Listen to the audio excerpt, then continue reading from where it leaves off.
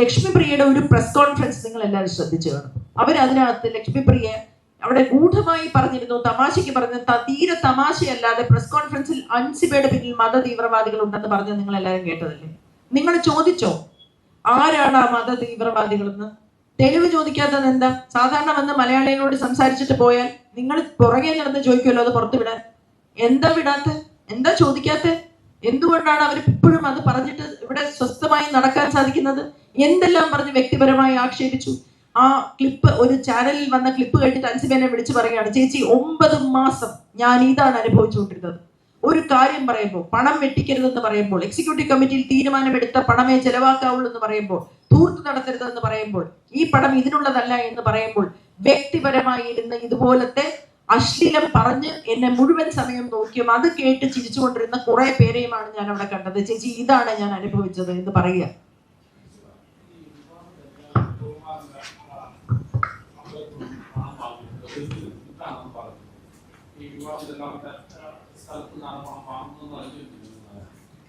ഞാൻ ഇത് കമ്മിറ്റിയിൽ ശ്വേത ചേച്ചിയാണ് ആദ്യം കൊണ്ടുവന്നത്. അന്ന് പറഞ്ഞത് 1 കോടി എന്നായിരുന്നു.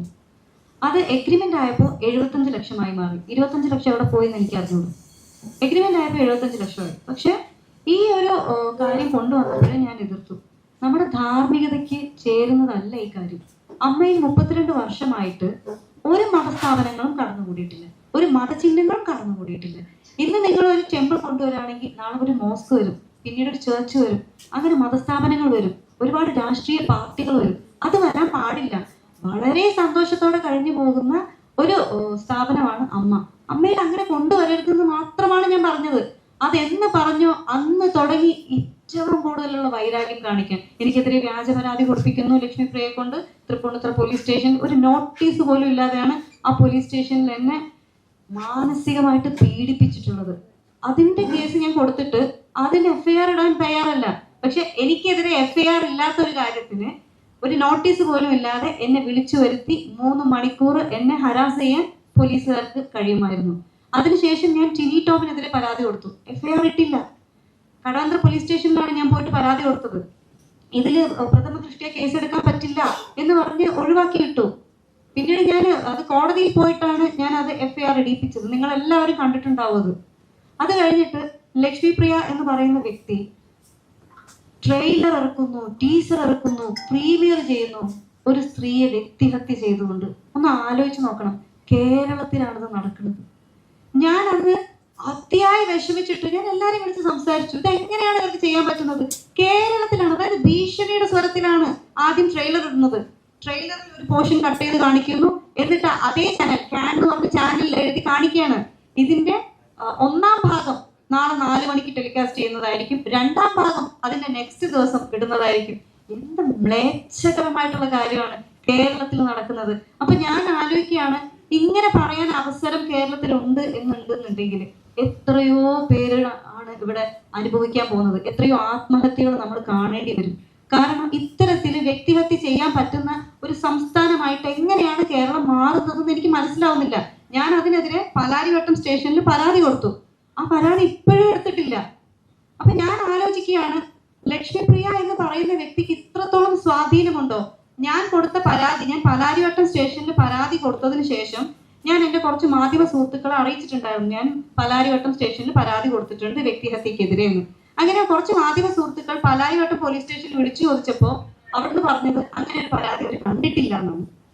അതിനുശേഷം ഞാൻ നമ്മുടെ ആഭ്യന്തരമന്ത്രി രമേശ് ചെന്നിത്തല സാറിന്റെ നമ്പർ കണ്ടുപിടിച്ച് അദ്ദേഹത്തെ വിളിച്ചു. ഞാനൊരു 15-20 തവണ ഞാൻ റിങ് ചെയ്തിട്ടാണ് വിളിച്ചത്. കാരണം എനിക്ക് എങ്ങനെയെങ്കിലും അദ്ദേഹത്തോട് സംസാരിക്കണം അത്രയ്ക്ക് ഞാൻ ആഗ്രഹിച്ചിട്ടാണ് ഞാൻ വിളിച്ചത്.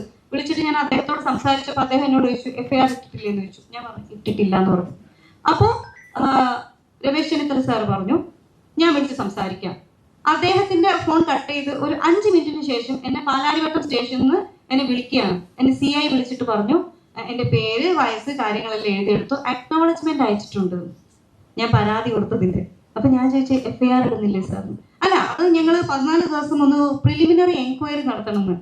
ഒരു പെൺകുട്ടിക്കെതിരെ സ്ലട്ട് ഷേമിങ്ങിന്റെ ഏറ്റവും മാക്സിമം ആണ് ട്രെയിലറും ടീസറും പ്രീമിയറും അടക്കം ചെയ്തു വെച്ചിരിക്കുന്നത്. എന്നിട്ടാണ് പോലീസുകാർ പറയുന്നത് ഇത് പ്രിലിമിനറി എൻക്വയറി നടത്തണമെന്ന്. പ്രഥമ ദൃഷ്ട്യാ തന്നെ കേസുണ്ട്. FIR ഇട്ടാൽ എന്താണ് കുഴപ്പം? FIR ഇട്ടിട്ട് കഴമ്പില്ലെങ്കിൽ അത് കളയാലോ. പക്ഷെ പ്രിലിമിനറി എൻക്വയറി മാത്രമാക്കുന്നത് എങ്ങനെയാണെന്ന് എനിക്ക് മനസ്സിലായില്ല. ഒരു സ്റ്റേറ്റിന്റെ ആഭ്യന്തരമന്ത്രി വിളിച്ചു പറഞ്ഞിട്ട് പോലും FIR ഇടാൻ പറ്റാത്ത പോലീസ് സ്റ്റേഷനാണോ കേരളത്തിലുള്ളത്?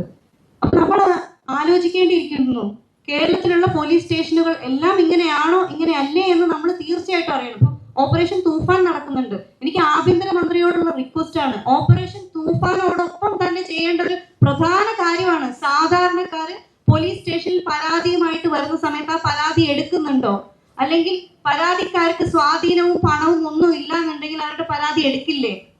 ആരോപണ വിധേയരായിട്ടുള്ളവരെ സഹായിക്കാനാണോ പോലീസ് സ്റ്റേഷൻ പ്രവർത്തിക്കുന്നത് എന്നുള്ളത് ഓപ്പറേഷൻ തൂഫാനോടൊപ്പം തന്നെ അല്ലെങ്കിൽ അതിന് മുകളിൽ പ്രാധാന്യം അർഹിക്കുന്ന ഒരു കാര്യമാണ്. അത് തീർച്ചയായിട്ടും ആഭ്യന്തരമന്ത്രി തീർച്ചയായിട്ടും ശ്രദ്ധിക്കേണ്ട കാര്യമാണ്. ഓപ്പറേഷൻ തൂഫാനോടൊപ്പം എല്ലാ പോലീസ് സ്റ്റേഷനുകളിലും കൃത്യമായിട്ട് കേസ് എടുക്കുന്നുണ്ടോ, കേസ് രജിസ്റ്റർ ചെയ്യുന്നുണ്ടോ, പരാതിയുമായിട്ട് വരുന്ന സ്ത്രീകളെ അപമാനിക്കുന്നുണ്ടോ എന്നുള്ള കാര്യം വ്യക്തത വരുത്തേണ്ടതാണ്, അന്വേഷിക്കേണ്ടതാണ്. ആഭ്യന്തരമന്ത്രി വിളിച്ചു പറഞ്ഞാൽ പോലും കേൾക്കാത്ത പോലീസാണോ ഇവിടെ ഉള്ളത് എന്നുള്ളത് അത്ഭുതപ്പെടുത്തുന്ന കാര്യമാണ്, ഭയപ്പെടുത്തുന്ന കാര്യമാണ്. ഞാൻ ഇതേ വിഷയം തൃക്കാക്കര മണ്ഡലത്തിലെ MLA ആയിട്ടുള്ള ഉമാ തോമസ് മാമുമായിട്ട് സംസാരിച്ചു. അതുപോലെ തന്നെ മിനിസ്റ്റർ ബിന്ദു കൃഷ്ണ മാമുമായിട്ട് സംസാരിച്ചു. പക്ഷെ എനിക്ക് ഇതുവരെ ഒരു നീതിയും കിട്ടിയിട്ടില്ല. അപ്പൊ എനിക്ക് നീതി കിട്ടുന്നത് കോടതിയിൽ പോകുമ്പോൾ മാത്രമാണ്. കോടതിയിൽ മാത്രം വിശ്വസിക്കാൻ പറ്റുന്ന ഒരു അവസ്ഥയിൽ ഒരു പൗരന് ജീവിക്കേണ്ടി വരുന്ന ഒരു അവസ്ഥ ആലോചിച്ച് നോക്കും. അപ്പൊ പിന്നെ പോലീസ് സ്റ്റേഷൻ എന്തിനാണ്? നമുക്ക് ഡയറക്റ്റ് കോടതിയിൽ പോയിട്ട് പരാതി കൊടുത്താൽ പോരെ, പിന്നെ എന്തിനാണ് പോലീസ് സ്റ്റേഷൻ? എനിക്ക് മനസ്സിലാവണില്ല അത്. അതുപോലെ തന്നെ മറ്റൊരു വിഷയം, എന്നെ ജിഹാദി എന്ന് വിളിച്ചു. ഞാൻ പ്രൊഡക്ഷൻ കൺട്രോളർ ഉൾപ്പെടെ ടിനി ടോമിന്റെ ഡ്രൈവർ ഉൾപ്പെടെ മതം മാറ്റാൻ ശ്രമിച്ചു എന്ന് പറയുന്നു. ഡബിൾ ഡാഡി സിൻഡ്രോമാണ് എനിക്കിന്ന് മെസ്സേജ് അയക്കുന്നു. 17 പേരടങ്ങുന്ന എക്സിക്യൂട്ടീവ് കമ്മിറ്റിയുടെ വാട്സപ്പ് ഗ്രൂപ്പിലാണ് അയച്ചത്. അന്നത് സ്ത്രീ വിരുദ്ധതയാണ് അയച്ചതെന്ന് പറയാൻ അന്ന് അവിടെ ഒരു പ്രസിഡന്റും ഉണ്ടായിരുന്നില്ല, മറ്റ് എക്സിക്യൂട്ടീവ് മെമ്പേഴ്സും ഉണ്ടായിരുന്നില്ല. വുമൺ കാർഡ് എപ്പോഴും പറയുന്ന ആളുകൾ ശ്രദ്ധിക്കണം. വുമൺ കാർഡ് പറയേണ്ടത് അത് പ്രിവിലേജ്ഡ് ആയിട്ടുള്ള ആളുകളല്ല പറയേണ്ടത്. സ്ത്രീകൾക്ക് കിട്ടേണ്ട അർഹതയുള്ള സ്ത്രീകൾക്ക് കിട്ടേണ്ട പരിഗണന കിട്ടാതിരിക്കുന്ന സ്ത്രീകൾക്ക് വേണ്ടിയിട്ടാണ് ഇത് പറയേണ്ടത്. പ്രിവിലേജ്ഡ് ആയിട്ടുള്ള ആളുകൾ രക്ഷപ്പെടാൻ വേണ്ടിയിട്ടല്ല അത് പറയേണ്ടത്. അന്ന് ഒരാളും പറഞ്ഞില്ല ടിനി ടോം പറഞ്ഞത് മോശമാണ്, അങ്ങനെ പറയരുത് എന്ന്. മറ്റൊരു വനിതാ അംഗം എക്സിക്യൂട്ടീവ് കമ്മിറ്റിയിലുണ്ടായിരുന്നു. അവർ മെയ് 12 ഒരു പരാതി കൊടുത്തിട്ട് ആ പരാതി പോലും എടുത്തിട്ടില്ല. അശ്ലീലമാണ് വിളിച്ചു പറഞ്ഞത്. അതിന് സാക്ഷി പറഞ്ഞ ആളാണ് ഇവിടെ ഇരിക്കുന്ന മായ ചേച്ചി. ജനറൽ ബോഡിയിൽ വന്ന് മായ ചേച്ചി സാക്ഷി പറഞ്ഞിട്ടുണ്ടായിരുന്നു. ഇത്രയും കാര്യങ്ങൾ നടന്നിട്ട് പോലും ഒരു ആക്ഷൻ എടുത്തിട്ടില്ല. ആരോപണ വിധേയനായിട്ടുള്ള ആ പുരുഷനെ ഒന്ന് മാറ്റി നിർത്താൻ പോലും പ്രസിഡന്റ് തയ്യാറായിട്ടില്ല. എവിടെയാണ് സ്ത്രീ സമത്വം? അവിടെ എവിടെയാണ് സ്ത്രീകൾക്ക് വേണ്ടി സ്ത്രീകളിന്റെ എന്നൊക്കെ പറയുന്ന ആളുകൾ അത് ചെയ്യണം. അപ്പൊ പറയുന്നതൊന്നും പ്രവർത്തിക്കുന്നത് മറ്റൊന്നും ആവരുത്. ഇങ്ങനെയൊക്കെ സംഭവിച്ചിട്ടും ഞാൻ പോലീസ് സ്റ്റേഷനിൽ പോയി കംപ്ലൈന്റ് കൊടുത്തു, കംപ്ലൈന്റ് എടുത്തില്ല. അവസാനം ഞാൻ കോടതിയിൽ പോയി FIR ഇടാൻ പറഞ്ഞു. പ്രഥമ ദൃഷ്ട്യാ കേസ് എടുക്കാൻ പറ്റുന്ന തെളിവുകൾ ഉള്ളത് തന്നെയാണ് അൻസിബ ഹസൻ കൊടുത്ത പരാതി എന്ന് കോടതി പറയുകയും FIR ഇടാൻ നിർദ്ദേശിക്കുകയും ചെയ്തു. അതിനുശേഷം കമ്മീഷണർ മീഡിയയോട് സംസാരിക്കുന്ന ഒരു വീഡിയോ ഞാൻ കണ്ടു. എനിക്ക് ഭയങ്കര വേദനയാണ് ആ വീഡിയോ കണ്ടിട്ട് തോന്നിയത്. അദ്ദേഹം പറഞ്ഞത് അത് അവർ തമ്മിൽ അങ്ങോട്ടും ഇങ്ങോട്ടും പരാതികളും കൗണ്ടർ പരാതികളും ഉണ്ടായിരുന്നു. എന്ത് പരാതി, എന്ത് കൗണ്ടർ പരാതി എനിക്കറിയില്ല. ഞാൻ ശ്രീ ടിനി ടോമിനെതിരെ കൊടുത്ത ഒരു പരാതിയെ എനിക്കറിയുള്ളൂ. കമ്മീഷണർ വീണ്ടും പറയുന്നുണ്ട് ഇത് അമ്മ സംഘടനയിൽ ഒരു പ്രശ്നമാണ്, അത് അവരവിടെ തീർപ്പാക്കിയതാണ്. ആര് പറഞ്ഞു തീർപ്പാക്കിയെന്ന്? അങ്ങനെ ഒരു പ്രശ്നം അമ്മ സംഘടനയ്ക്കകത്ത് തീർപ്പാക്കിയിട്ടേ ഇല്ല. കമ്മീഷണർക്ക് എങ്ങനെയാണ് അങ്ങനെ പറയാൻ പറ്റുന്നത്?